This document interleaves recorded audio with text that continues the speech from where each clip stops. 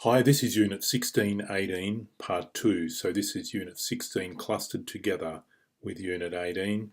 We've already covered 18.1, youth work definitions, through to 18.7, constructs of youth. And so now we're looking at changing contexts for youth through to assessing and responding to the needs of young people. And there's also a section in there on short-term counselling strategies. We've covered the first 12 questions. So we're starting on question 13 for this part of the assessment. Joanna Wynne is an academic in Australia and well known in youth work circles, and she makes these claims about the changing context over the last few years for young people in Australia. She says that there's a greater complexity of pathways through youth. Adulthood is achieved incrementally and earlier than for previous generations, and well-being has a heightened significance. So we're going to look at these claims. If we look at post-war Australia, there was stability, there was growth. We were bringing in lots of migrants from overseas to help with agriculture, mining. There was lots of jobs, lots of prosperity. It was a kind of golden time for Australia, particularly the 60s and onwards. And the pathways were very defined and very clear. You either left school for work or an apprenticeship when you were about 15 years old, or you stayed on at school to go to college or to go to university. So it was all, quite well laid out. All of that has changed, of course, and this is part of the answer to 13A.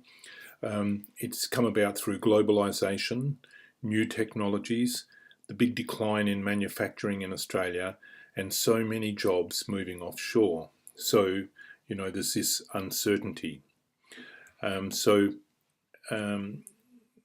no certainty of employment in Australia anymore, even if you complete the degree or complete the training. So people will complete a degree and then find that they can't get work in that area, so they'll need to go on and do further training or different training or work in some other field entirely. And there's no real certainty of continuing employment. Everything's based on short-term contracts. And these are the answers, of course, to 13A. Write a couple of sentences describing the current context for young people in the area of employment and income. And so it's those things there. It's also the fact that young people need to hold their options open. They need to respond to a changing job market, changing all the time.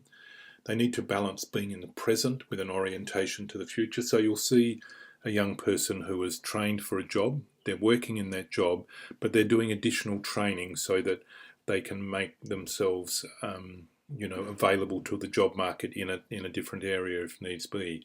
So they're a worker and a student. So you can probably see that the whole work environment has changed dramatically over the past 10 or 15 years. And it's quite a difficult context for young people. Adulthood is achieved incrementally and earlier. So the relevance of age as a marker of transition to adult is therefore reduced. Puberty is achieved a lot earlier.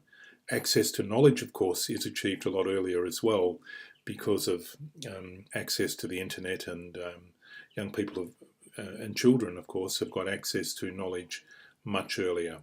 And there's cognitive, social, emotional, and interpersonal changes that all occur earlier as well. And so these are the answers to part 2, the social context, particularly transitioning into adulthood, or part B it should be. Studies have shown that young people who enter puberty ahead of their peers, if they go into puberty early, then they're vulnerable to a number of risks that are associated with depression. So they had poorer self-image, greater anxiety, social problems, including conflict with family members and peers. Earlier puberty increases girls' odds of depression, drinking, drug use, eating disorders, behavioural problems, and attempted suicide. So so that is an issue with young people who are entering into puberty earlier. So we can see that young people are entering puberty earlier. So physically, they're changing earlier. They have this access to knowledge much earlier. Cognitively, they're developing earlier. The paradox is this: we've always had 5 markers for transition into adulthood, and they're things like leaving home, completing school, entering the workforce, getting married and having children. And what's happening with these markers? Well, they're all happening much later, aren't they? Children are leaving home a lot later. They may stay at school until they're 24, doing different options that are available. They may enter the workforce a lot later. They may not get married until they're in their 30s and have children much later as well. So that's a paradox. Adulthood is achieved earlier because puberty comes earlier, but these markers for transition, which I guess are not so relevant anymore, are achieved later. The third point that Joanna Wynne makes is the emphasis on well-being. And here again we have a paradox. Young people are interested in well-being. They're interested in eating well. They're interested in diet, etc. They're also more attuned, I guess, to physical exercise and being involved in physical activities. But at the same time, they take risks, they drink at unsafe levels, they use drugs, and so on. So that's a bit of a paradox there about well-being. If we look at well-being and try and understand the whole well-being situation for young people in Australia, we can look at this NEST action agenda. This is Australia's first evidence-based framework for national child and youth well-being, and it focuses across these 6 well-being domains: loved and safe, material basics, healthy, learning, participating, and a positive sense of culture and identity. And so we want to have a quick look at these. When we look at these, we're particularly going to look at youth, if we can separate youth out, young people from probably about 15 to 24 years old. So the first one of these is loved and safe. So what does that mean? It means embracing positive family relationships and connections with others and personal and community safety. Children and young people who are loved and safe are more likely to be confident, have a strong sense of self-identity, have high self-esteem, have greater capacity to form secure attachments and to be more resilient. So how does it look for Australia? In 2017, 20% of those aged 15 to 19 were worried or extremely worried about family conflict. This was higher for Aboriginal and Torres Strait Islander children at 26.4%. In 2017, 15.3% of those aged 15 to 19 were very concerned about bullying, and about a quarter of Aboriginal and Torres Strait Islander children were extremely concerned about bullying. So these are problems, aren't they? Children aged 10 to 17 years in detention on an average day has been trending downwards. Youth in prison has been trending upwards, been increasing. Aboriginal and Torres Strait Islander children are 25 times more likely to be in detention, that's children, and young people are 15 times more likely to be in prison than non-Indigenous young people. The number of children in out-of-home care has been on an upward trajectory, so more and more children are in out-of-home care, and we measure this in the number of children per 1,000, and so it's 8.6% in 2016. In 2011 it was 7.3%, 2008 it was 6.2 children. So Aboriginal and Torres Strait Islander children are almost 10 times more likely to be in out-of-home care. Material basics. So this is the next indicator. So this is when people have access to things they need to lead a normal life. They live in adequate and stable housing with, adequate clothing, food, healthy food, water, etc. Supports them to make effective transitions to adulthood. Greater capacity to secure housing, live independently, receive an income that enables them to provide for themselves, and the absence of material basics can be understood as living in poverty. So how do we measure up?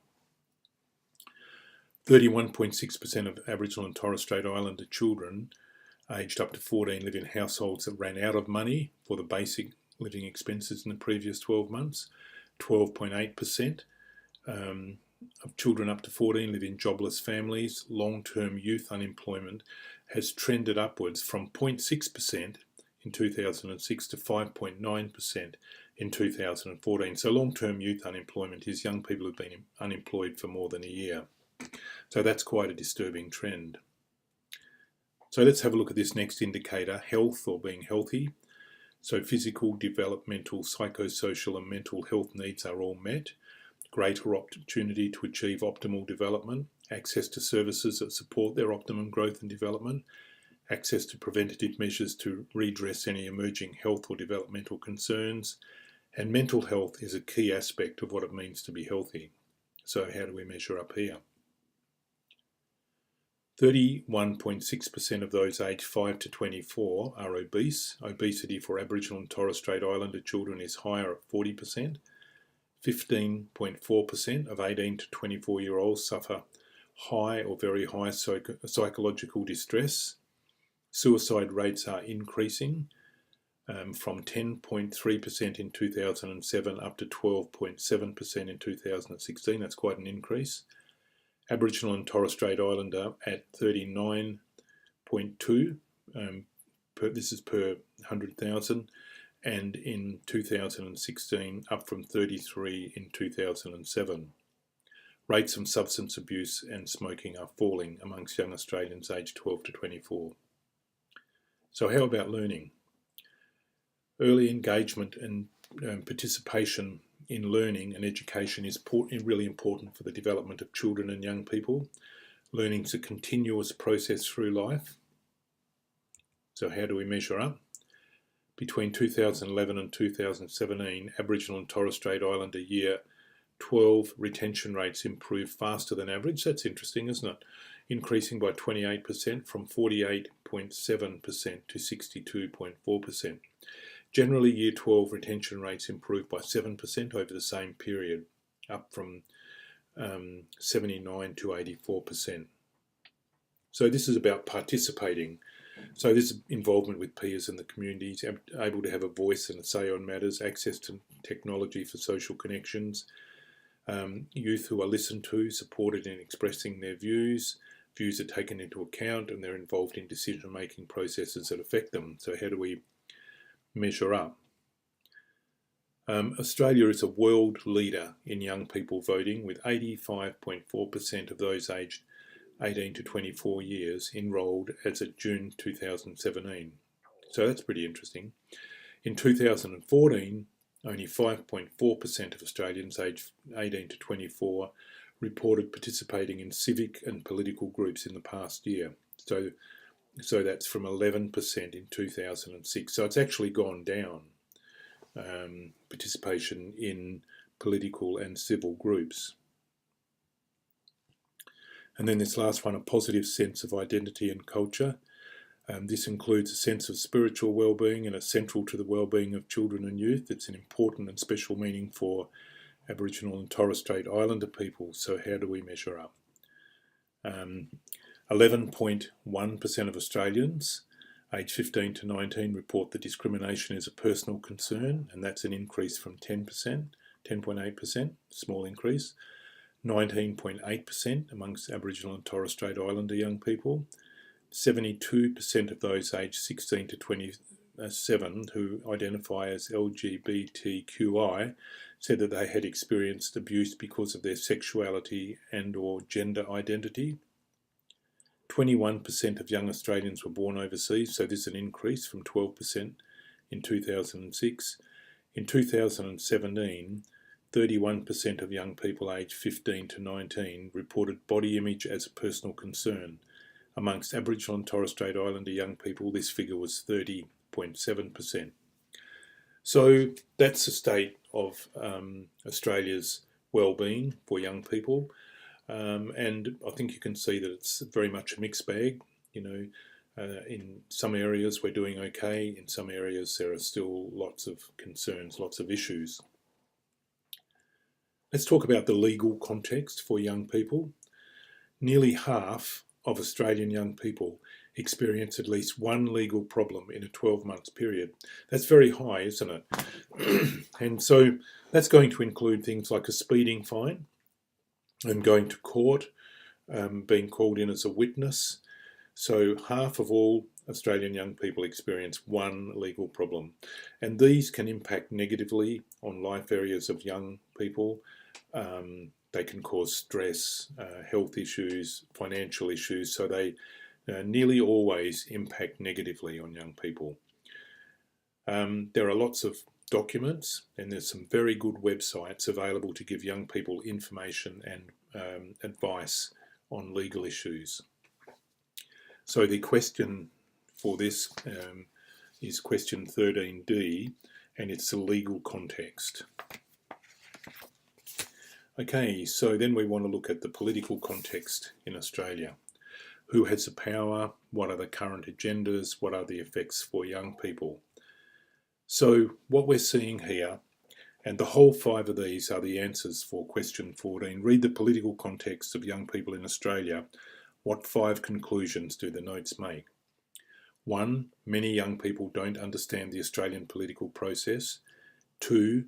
Many young people feel ill-equipped to participate in the formal political process. 3. Young people are not engaging with the traditional electoral political process. 4. Young people are engaging politically in a different way to previous generations. So typically they are involving themselves in opinion on social media and to have an influence in non-traditional ways. So we're seeing this very big change here, that young people today are engaging differently. And 5, there's a feeling that the federal government have disempowered the political voice of young people in Australia. And we talked about that in section 1 of this, of these 2 videos. Okay, so we want to go on and look at risk-taking and poor social behaviour. And the question here is, how can you explain the link between risk-taking and poor social behaviour? And this is the answer to that. This is a stage of life where young people need to explore, experiment, discover, learn and grow. It's a part of developing into adulthood. It's a stage of life when a young person's process of brain development can leave them vulnerable to poor decision making. That's because the prefrontal cortex, of course, develops later than the rest of the brain. The current social media and YouTube environment can compound these risks and can compound poor social behaviour as young people strive for notoriety and popularity on these platforms. To stand out, feats need to be very risky, very dangerous or very outrageous because there's the possibility of significant financial reward. And just a few days ago I saw an image of a young person on YouTube, and there was a truck coming down the highway. This young person raced out in front of the truck, laid down lengthways on the road, and the truck went over the young person, and then as the truck went past over the young person flipped out, back out safely onto the side of the road. What they didn't realise was that there was another truck following behind the first one, and the second truck missed them by just centimetres. So this is the sort of thing that occurs for young people. They want to stand out, they want to be notorious, they want to be popular on these platforms, so they perform these crazy risks. So how can we help? We can help like this. We can explain to young people how the brain develops and works and how this makes a young person prone to risk. We can help a young person develop a stop and think response to decisions that involve risk. And we can provide scenarios where the response help to build less risky neural pathways. So we're talking to them about different scenarios. What would you do in this scenario? If this happened, what would you do? And so on, to help them build these neural pathways. We can offer skill building activities, physical and creative type activities, which not only provide something stimulating and fun, but they can also build those strong neural pathways. So that's the answer for question 16. We want to have a quick look now at popular beliefs. And, when you think about popular beliefs, we're thinking about things like anybody can achieve anything if they try hard enough. So that was what I was told as I was growing up. And I think we realise now that it's a popular belief, but it's not actually true. The world is one large global village. Lifelong learning is necessary for successful life. Vaccinations cause harm to children. Fluoride in water is a government conspiracy. Talking on your cell phone will give you brain cancer.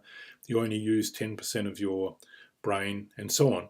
And so a lot of these popular beliefs are actually partially true or untrue. Other of these popular beliefs are true. And then we can also have, as part of the popular beliefs, faith beliefs. So faith beliefs can come into popular beliefs as well. So belief in the afterlife, belief in God, belief in Jesus, and so on. So what can the youth worker do here? So the youth worker needs to walk very carefully here, because you can't just come in and tear down a young person's beliefs. I think it's wrong to do that, particularly if their parents also have those beliefs and have brought them up to believe certain things. So what do? We can work with young people to help them identify their own beliefs. So just work with them so that they can know and identify what they believe themselves. And then work with these young people to show them how these beliefs might be impacting on decisions, behaviours and attitudes.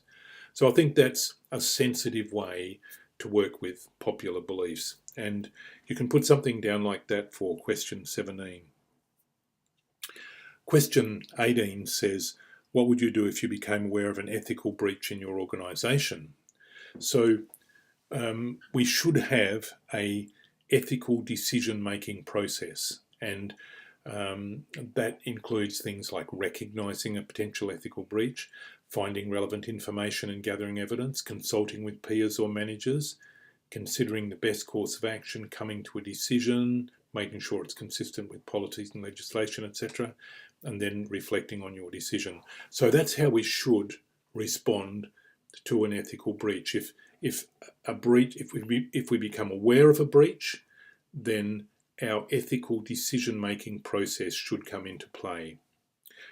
So let's have a look at question 19. So question 19 is about sustainable practice. If a boarding residence is to remain sustainable, what two things must occur? And so the two things that must occur is that they must have sufficient appropriate staff members, and they must have sufficient students. If you don't have sufficient staff members, you can't operate. If you don't have sufficient students, you can't operate. A boarding residence, of course, needs other things as well. They need funding, usually based on student numbers. They need good practice, and they need appropriate physical resources, buildings, beds, grounds, all of those sort of things. This is the second part to this question. How do we make sure that we can attract and retain staff members? The roles and the employment conditions must be conducive to residential supervisors continuing in the role and not becoming burned out or disillusioned. So we don't want them to become burned out, disillusioned, sick of the job, just tired, I guess. So we need to make sure that staff members are cared for and looked after. Attracting and retaining students. So the program must be interesting, relevant, and must engage students. There must be holistic development. There must be good relational nurturing practice from staff, and you should have attractive and appropriate physical resources. Nice buildings, attractive rooms, pictures on the walls, the sort of things that attract and retain students, the sort of place where a student can feel at home and enjoy coming back to and seek to come back. So that's about sustaining our boarding residents, sustaining a sustainable practice. Let's have a look at student rights and responsibility. Question 20 says, name 4 rights your students have got in boarding. Students have got a lot of rights. Some of those rights are implied in our documentation and our communication with the students when they come in or when they enrol. And so if we say we're going to do something, then we need to do that. It becomes a right. But students have a right to a safe boarding environment, privacy, confidentiality, to be treated with respect and dignity, have their social, cultural and physical needs met. They're entitled to informed choice, to complain about the service being received, to be informed about the service, policy, procedures, expectations, etc. in the boarding residence. They probably have other rights as well, but there's some basic rights that young people have. And so if you write down 4 of those, then that will satisfy assessment question 20. So question 21 says this: read the table Student Rights and Responsibilities and list 4 responsibilities that you see as important for your students. I like this table because it shows student rights, and we should have student rights, but the counter to that, of course, is that students also have responsibilities. And so this is a great table. So let's have a look at it. A student right is to be treated fairly, not to be discriminated against, and to be treated courteously. Okay, so that's their right. Well, what is their responsibility? Not to discriminate against others, to respect others, to earn respect, to be a good representative of the school, to be courteous. And so you can see that for each of these, there's a right and then a responsibility. So let's have a look at another one. Let's have a look at number 2. So a student right is to feel safe from harm and to know personal property is safe, to have privacy. So that's their right. So what's their responsibility? To be responsible for their own actions, to report unsafe behaviour, to leave other people's property alone, to comply with leave procedures and not to take unnecessary risk. So can you see that for each of these there is a right, but then there's also a responsibility. There's the expectation that students will also step up to these responsibilities. So there's 3 of them here. There's another 3 here. To have opinions valued, to enjoy residential life, to have pleasant, clean, comfortable residential environment, etc., etc. So the question asks, list 4 responsibilities that you see as important. So pull 4 responsibilities out of there, and for this assessment question number 21. So now we're going to look at assessing and screening and assessing young people's needs. So this is really about screening and assessing and then responding to those needs. So you need to know the difference here between screening and assessment. So screening evaluates the possible presence of a particular need or a particular condition.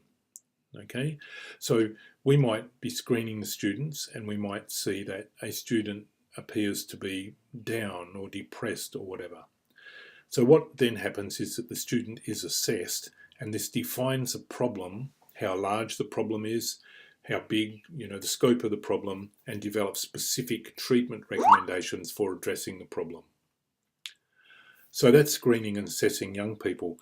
Now, question 22 said processes for screening, and when we're screening a young person, this can be by observation. It can be an interview, so you might just be observing the students. You might have an interview with students. It might be a combination of observation and interview, or it might be by viewing a document such as a student application or a health record or some sort of record or report. So screening documents include these sort of documents here. Student application forms, student interview notes, referee interview notes, parent and guardian interview notes, previous school reports, previous residence reports, health reports, incident reports, anecdotal records, emails and other communication.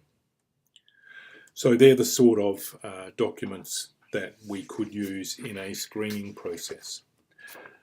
And then we look at question 24, and it says, when communicating with young people, what 3 things should describe our communication? So when we're talking to young people during this screening and assessment process, bearing in mind that boarding staff are likely to be involved in the screening side of this, but are not likely to be involved in the assessment. That's generally left to professionals such as counsellors, psychologists, psychiatrists, doctors, and so on. So communication needs to be very clear and easy to understand, sensitive to the culture and needs of the student, and it needs to be reassuring and supportive. So those three things, at least, should be in the communication when we're screening and assessing. They should typify our communication. So when we're screening culturally diverse students, we need to be careful about access and equity. And so this is question 25. What does access and equity mean? There's 4 parts to this answer. So ensuring that all Australians, regardless of racial, cultural, language backgrounds, enjoy full access to the services that they're entitled to. All people of core backgrounds or from a non-English speaking backgrounds, identifying and removing barriers which prevent people from knowing, using or participating in a service, and an equitable, fair and just distribution of resources amongst all eligible clients, even if it means providing additional resources. Okay, so there's the 4 for question 25. Question 26. Sometimes a student can be in danger, and this might be because they have an urgent health risk. So they might have anaphylaxis, or they might have rheumatic heart disease or something like that. They might be at risk of injuring themselves, or they might be at risk of injuring another person. Question 27 asks, describe a situation when a student's needs require immediate attention because of safety. And so this might be something like a student requiring immediate attention because of a medical issue, or it might be something to do with a mental health issue or something like that.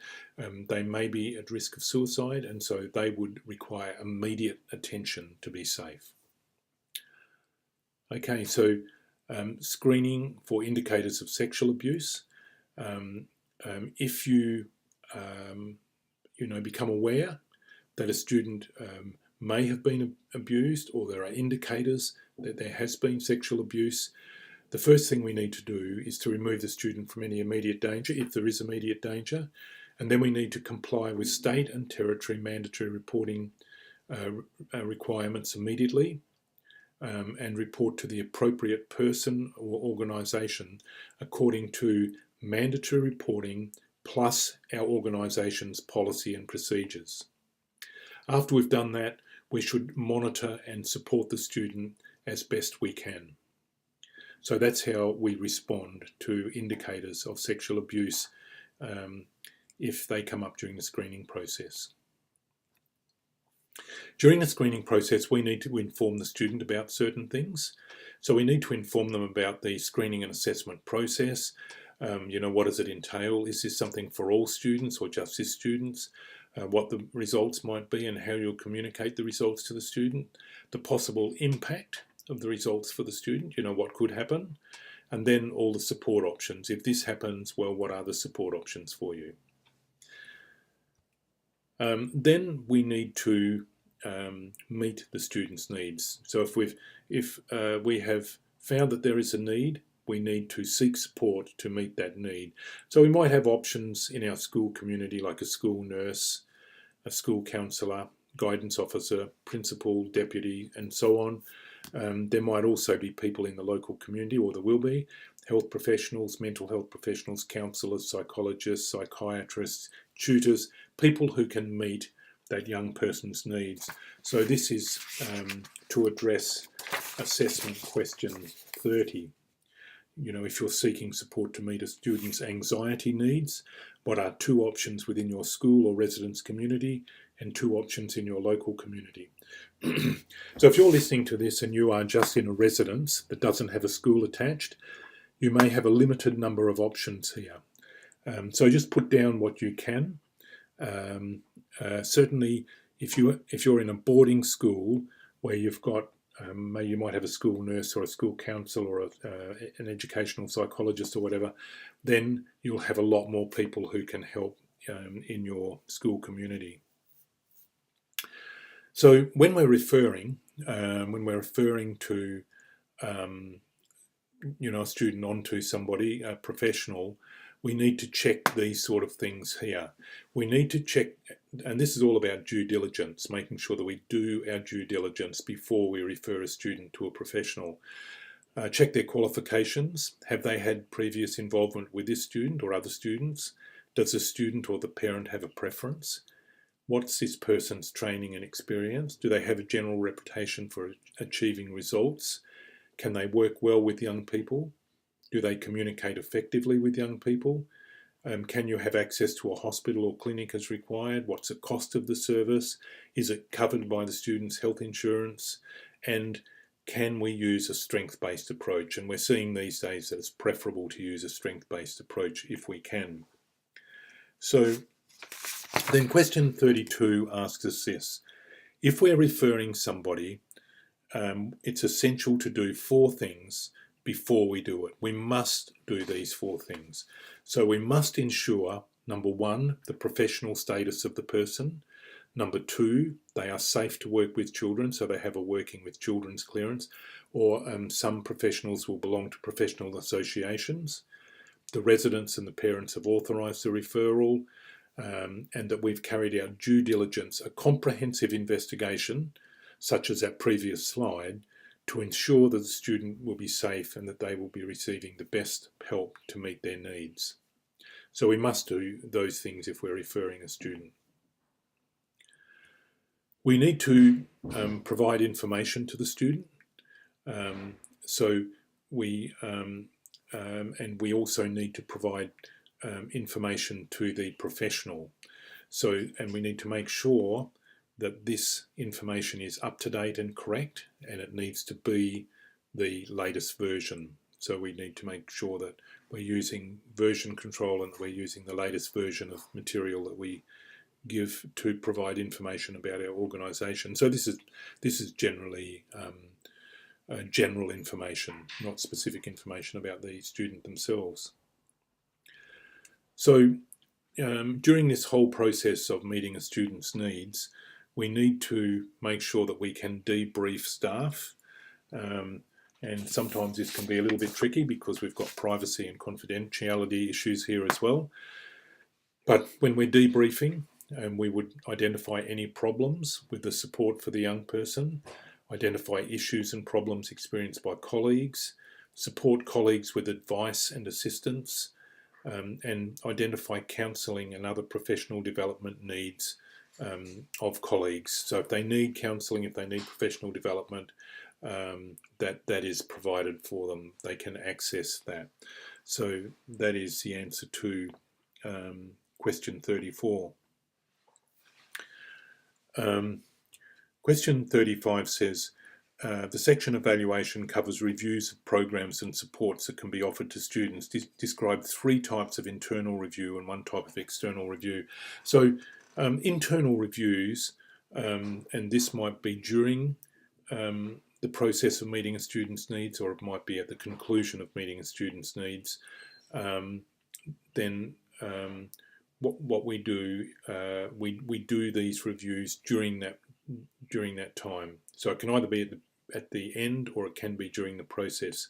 It can be an end of term or end of year review of all the services offered by the resident, including processes for meeting students' needs. So you see that the first one, A, is about the needs of a particular student.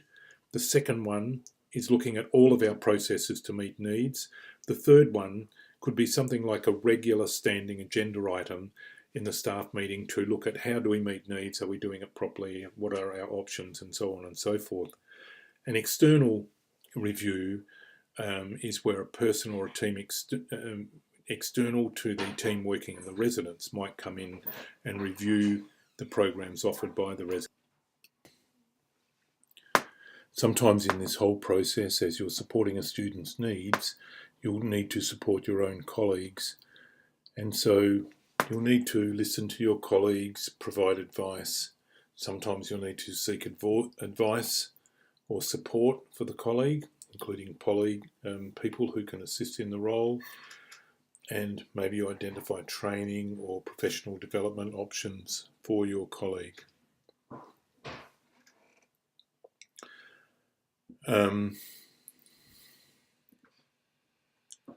Sometimes you'll need to meet your students' needs by, doing a self-evaluation. And so a self-evaluation could be requesting a formal appraisal from your head of boarding. It could be seeking advice and feedback from managers and peers, but it could also just be by self-reflection, including journals. So self-reflecting on a particular incident, or reflecting on, your work generally, the way you're doing your work, the feedback you're getting, just reflecting on that, and you may actually even journal that. And so this is question 37, nearly at the end, and this is a self-evaluation section. Describes 3 ways that a boarding supervisor could evaluate their own practice, and so we've got 3 ways on this slide. And then the last section of this is all about short-term counselling strategies. And so the question here, question 38, says this: there are 9 counselling strategies listed. If you've been asked by your head of boarding to have a conversation with a young person who was very homesick, list 5 of these strategies that you would use. And so I'm going to go through these, but I'm going to go through them fairly quickly, and I would suggest that it would be worthwhile for you to look at these in detail. They're in the notes. They're very worthwhile strategies. They're very useful for your context. So I'm suggesting that you have a look at the notes for the short-term counselling strategies. Just want to point this out, that most boarding staff are not experienced or not accredited for formal counselling roles. So it's inappropriate to be involved in formal counselling unless it's an agreed role, unless that's what you've been asked to do, or specifically requested for a particular student. If a student requires formal ongoing counselling, they should be referred to an accredited counsellor or a psychologist. But all boarding staff will experience situations where they're required to use basic counselling skills, where they want to advise a student, give some direction to a student, give some advice to a student for a problem that is less serious. And so that's where you would use these short-term counselling strategies. So let's have a look at these short-term counselling strategies. And remember, the question asks you, there's 9 of them. We're looking at a young person who's homesick. So list 5 of the strategies that you might use. So number 1 is listening. So with listening, we've got attending. So attending is, just being very conscious of what a person is saying. Listen to them with great attention. Listen to their words. Listen to their, to the way they're saying it. To listen to their body language. So that's attending. Then you have the whole non-verbal communication, the themes, the body language, interactions, etc. So all of this is about listening. Then we have empathy. And so you do have attending, the non-verbal and verbal part of attending to a person's conversation, and paraphrasing the content of the communications, reflecting student feelings and implicit messages back to them. Then being genuine. This is the ability of the counsellor to be freely themselves, not to be put out by what a person is saying, or to be offended, or to find the conversation difficult, but just to be freely themselves. Number 4 is unconditional positive regard. So this is an expression of caring and acceptance by responding to the student's messages, and this could be verbal or non-verbal, with non-judgmental, non-critical, verbal and non-verbal reactions. So it's just unconditional regard, positive regard for what the young person is saying to you. Number 5 is concreteness, and concreteness is about keeping the conversation specific and focused on facts and feelings of relevant concern. So bringing the conversation back all the time, directing it, bringing it back to what is important, what are the main facts here. Number 6 is about open questions, using open questions to assist a student in clarifying, exploring thoughts or feelings. So an open question is where we are asking the student to really expand on something. So an open question, an example of an open question might be where you're asking a student to tell you, what they did in their holidays, or the best part of being in this boarding residence, that sort of thing. So it's very open, very open-ended. The student could go off in any different direction, but it's a way of starting the conversation, engaging with the student, enabling the student to be expansive in their responses. We have the use of silence. Silence in counselling can give us the student control of the content, pace and objective. So silence is useful when we need to use silence in counselling. Use it carefully. Interpretation. Interpretation is any statement by the counsellor to the student which goes beyond what the student has explicitly said or is aware of. So the student might have said something to you, and then you're interpreting that. And as you're interpreting it, you're going beyond or expanding on what they've said. You're going outside of what they've said. So that's interpretation. Removing obstacles to change. And this is the last part of this. This is talking to the student to remove any obstacles to change. So you might this might involve supplying data, opinions, facts, resources, answers, questions, anything you can to remove obstacles to change, and to do this so that the student is aware that you're actually targeting this removal of obstacles to change. So explore with the student possible problems which might delay or prevent the change process. In collaboration with the student, identify possible problems, possible solutions, possible alternatives, so that you can remove anything that might stop the change.